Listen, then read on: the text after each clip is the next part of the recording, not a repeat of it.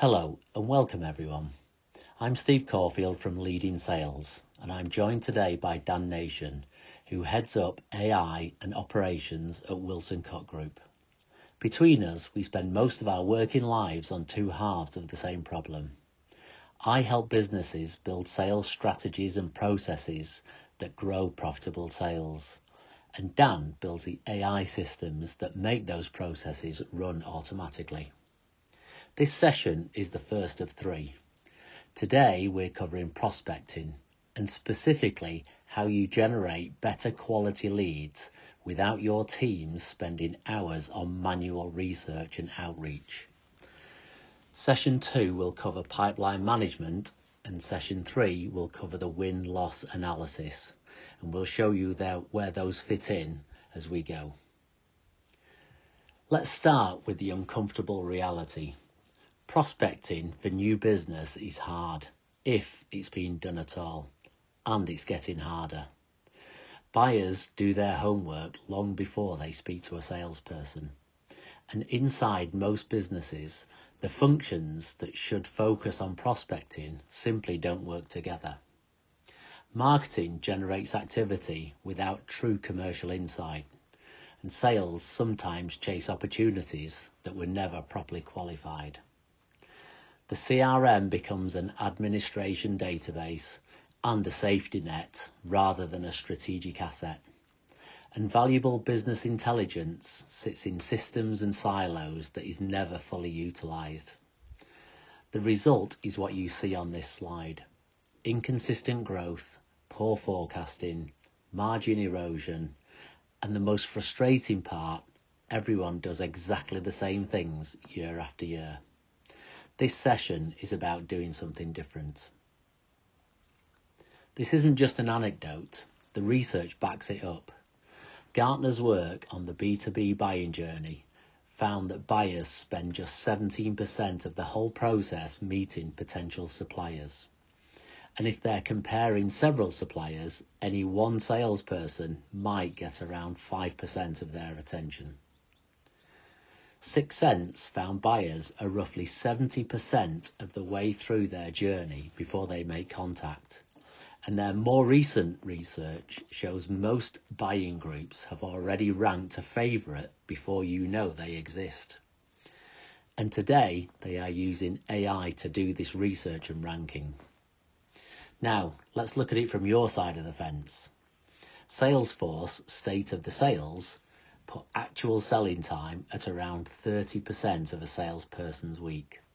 The rest disappears into admin, internal meetings, manual research and outreach. So put these together. Less access, later contact, and only a third of the week available to actually sell.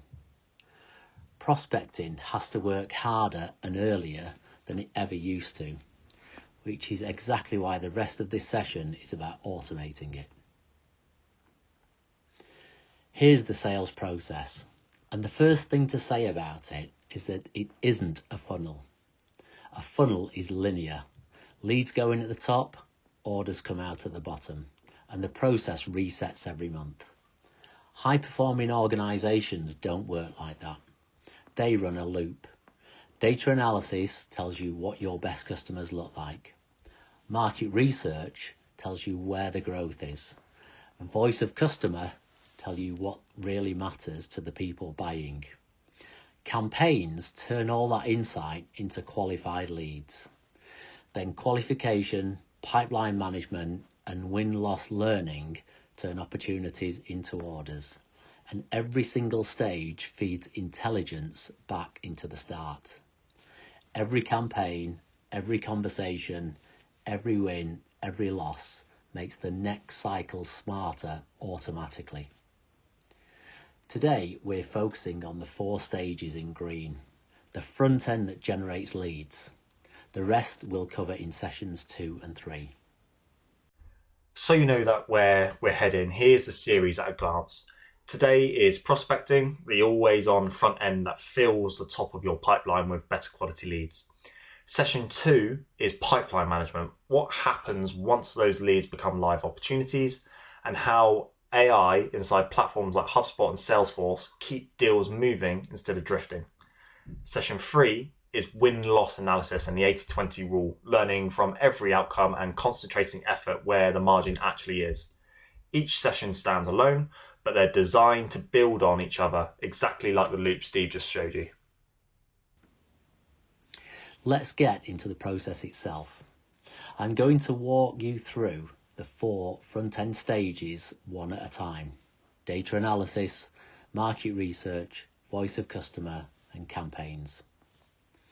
As we go, ask yourselves, how much of this do we actually do today? How much of it is recorded, and how do we use that recorded information? This is where we need to be honest, as many commercial teams say they are doing this, but it is usually at a very superficial level. Then Dan will take the same 4 stages and show you how AI runs each of them continuously in the background. Stage 1 is data analysis, and it starts with a question most businesses can't answer with evidence. What do your best customers look like? Not necessarily your biggest customers, but your best ones.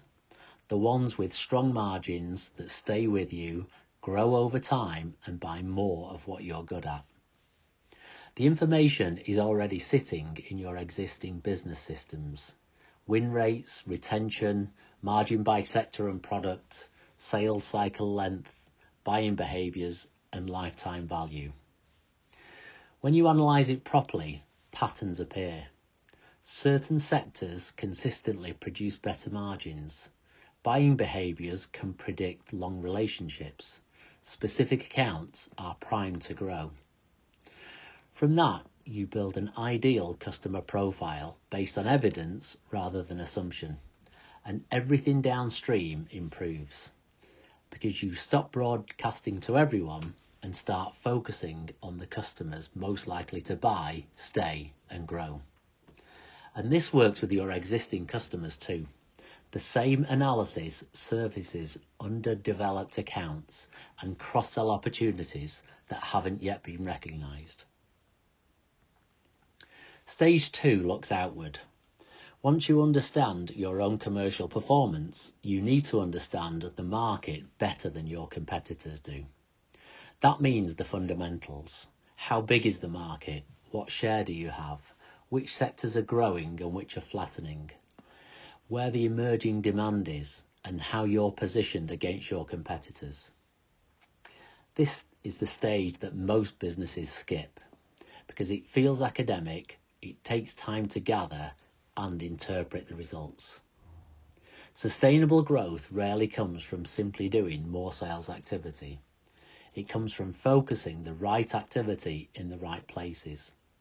If a market is moving, say a government announces subsidies for wind and solar, and your customers start investing there, you want your sales and marketing pointed at that opportunity before your competitors have noticed it. Research gives you the map, and the next stage tells you what the target customers on that map actually care about. Stage 3 is voice of customer, and it's built on one idea. Customers don't buy products and services. They buy outcomes that support their own strategy. 2 businesses in the same industry can want completely different things. One might be chasing efficiency, another cost reduction, another innovation, or another risk reduction. If you don't know which one you're talking to, your proposal will focus on you and not them. The good news is that much of this insight sits in public. Annual reports, investor presentations, leadership interviews, hiring pages, and LinkedIn activity. A company tells you its strategy if you know where to look. Whether it's prospecting for new customers or conversations with existing customers, each one of these elements contains valuable commercial intelligence. The problem with most businesses is that even when they gather this vital business intelligence, it evaporates. It lives in one salesperson's laptop or memory, and when they leave, it's gone. Capturing knowledge and business intelligence systematically is what separates high-performing commercial teams that understand their customers and target customers from the rest. Stage 4 is where the intelligence turns into activity. The first rule here is that generic messaging does not work. Different functions and different seniority levels have very different objectives. Sales and margin, efficiency and risk, innovation and competitive advantage, and EBITDA, to name but a few. So the same campaign will need different messages for different stakeholders. The second rule is precision. Because of all the good work carried out with your data analysis, research and voice of customer, you know which customers to target, in which industries, in which geographies, at which level of seniority and in which function. So instead of one message broadcast to everyone, you run focused campaigns built around what each audience really cares about, informed by what the market is doing and what your customers have told you, either directly or indirectly. When you get this right, something interesting happens. Marketing stops feeling like marketing. It feels like you understand the customer's business challenges and have evidence-based solutions. Engagement goes up, and so does the quality of the leads that come into your organisation. And the best bit, AI learns from all that activity and improves and focuses on what's working. Thanks, Steve. So that's the process. Now, the honest objection to everything you've just heard is time. Very few sales teams have the capacity to do that analysis, that research and listening properly, and to keep doing it week after week. That's the exact problem the AI layer solves. I'm going to take the same 4 stages in the same order and show you how each one stops being a project and becomes an always-on background process. Let's start with the data. Traditionally, the analysis Steve described in stage 1 is a project. Someone pulls the data, builds a spreadsheet, presents the findings, and by the time anyone acts on it, it's 3 months out of date. With AI connected to your CRM and sales data, it's not a project anymore. It's always on. Every account and every new lead is scored continuously against your ideal customer profile. And the same applies to the prospecting tools you already pay for. Something like LinkedIn Sales Navigator or Apollo will give you a name, a job title, and a company. An AI layer on top asks the questions a good researcher would ask. Who is this business? How closely do they match your target sector's size and geography? What signals suggest they're in the market right now? Then it scores a lead before a human ever looks at it. So your team stops working through lists and starts working through a ranked queue of the prospects most worth their time. Next, market research. AI turns it from an annual exercise into a background process. We set up always-on monitoring for our clients across 3 fronts. First, regulation. One of our clients makes fire safety products, so we monitor the outcomes of things such as the Grenfell inquiry and building safety regulations that follow from it. When a change is coming, we can flag it 6 months out and ask a simple question: is there anything we need to do about this? Often, the client hears it from us before their own compliance team has circulated it. Second, competitors. If a competitor makes an acquisition, launches a product, or moves into a new region, that lands as an alert, not a surprise in a trade magazine 3 months later.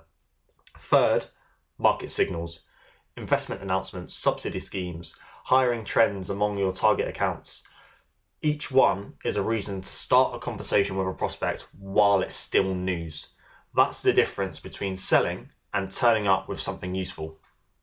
Voice of customer is where AI has quietly changed everything, because capture used to be the hard part. Now every meeting we hold is recorded and transcribed, and the transcript flows into a central single repository along with notes, emails, feedback. 2 things follow from that. First, nothing evaporates. If a client mentions something in passing on a Tuesday call, it becomes part of our permanent record that's searchable by anyone who works on that account. Our web developers can pick up a client and read every conversation the SEO team has ever had with them before they touch a thing. Second, and clients notice this fast, You only ever need to tell us once. One piece of feedback goes into the repository and every person and every system working on that account acts on it from that point. There's no, I mentioned that to Dan a few weeks ago. So for your own sales team, the same applies. A prospect's priorities, objections, and history are available to whoever picks up the conversation next. And finally, campaigns, where the AI layer is about learning speed. Most businesses A/B test, and that's a good start. Blue against green, green wins, everyone gets green. But that's one lesson per test. A continuously learning system branches. Green won, so now it's light green against camo green with red thrown in as a control. What worked on email gets tried on LinkedIn. What landed with sales directors and manufacturing gets adapted for operations directors and construction. Every result from every channel and every campaign feeds back into the same central repository, so the system gets smarter across everything at once, not one test at a time. Over time, you get something no amount of guesswork produces, a direct route. We might have tried 100 branches along the way, but you end up knowing that this message in this format to this audience on this channel is what works. And because it's always on, it keeps checking that that's still true the next month. That's the difference between a campaign and a campaign engine. And it's not theoretical. McKinsey's research on AI-powered marketing and sales documents a manufacturer that grew its pipeline by more than 20% of total revenue through Gen AI lead gen and customer contact. It's the engine that compounds. Let's make the whole loop concrete with the fire safety example from a few moments ago. The alert lands. A building safety regulation is changing months before it takes effect. That's the signal. From the voice of customer work, we already know who cares about it and why. Operations directors care about compliance and continuity. Finance directors care about risk exposures. Specifiers care about what the change means for product choice. So the campaign goes out with a different message for each of them into sectors the regulation actually touches. The responses come back and the AI layer scores every one against the ideal customer profile. So the sales team starts Monday morning with a ranked list of the best fits rather than a pile of inquiries. And every result feeds the repository. So the next campaign starts smarter than this one did. One regulatory signal, one connected system, and a pipeline's worth of warm conversions. That's the loop in action. Let's pull the whole front end together because everything you've just seen is one system, not 4 separate tricks. Your data analysis, your market and competitor monitoring, your voice of customer, your campaign results, they all feed one central repository and everything you do gets planned from it. We call this a central intelligence system. Think of it as the step past business intelligence. BI showed you dashboards and left the thinking to you. A central intelligence system holds the full commercial context of your business, keeps learning from every interaction, and pushes insight back out. This sector is warming up. This regulation is coming. This message is landing. This account is ready to grow. And to be clear about what this means practically, it runs on the systems you already own. Your CRM stays your CRM. This intelligence layer that finally makes it worth the money that you're paying for it. Before we wrap up, a quick look at what happens to the leads this automated prospecting produces, because generating them is only the start. The next and very important stage in the process is qualification. Not every inquiry deserves sales times, and a structured framework decides which leads come through to your teams. We use PACT: problem, authority, commercial fit, and timing. AI is transforming that stage too, scoring and routing inquiries automatically so your salespeople start with the leads with the highest probability of success. Next, it's pipeline management, keeping live opportunities moving through discovery, solution design, negotiation, and commitment instead of drifting for months. And finally, the win-loss analysis. mining every outcome for the lessons that make the next cycle sharper, and applying the 80-20 rule to concentrate efforts where the profit really is. This will be covered in sessions 2 and 3 of this series. If today was about filling the top of the pipeline with better leads, the next 2 are about converting them at a higher rate and learning faster than your competitors. That's the front end of the perfect sales process, with AI doing the heavy lifting in the background. If you'd like to see what an always-on prospecting engine would look like for your business with your data, your market and your customers, the next step's a conversation. We can walk you through a system live and show you exactly where it will plug in to what you already run. And whatever your starting point is, the sales process or the AI technology, between the two of us, you're covered. Thanks for watching. Keep an eye out for session 2 on pipeline management, and we'll see you there. The contact details are on the screen, so please get in touch with any questions.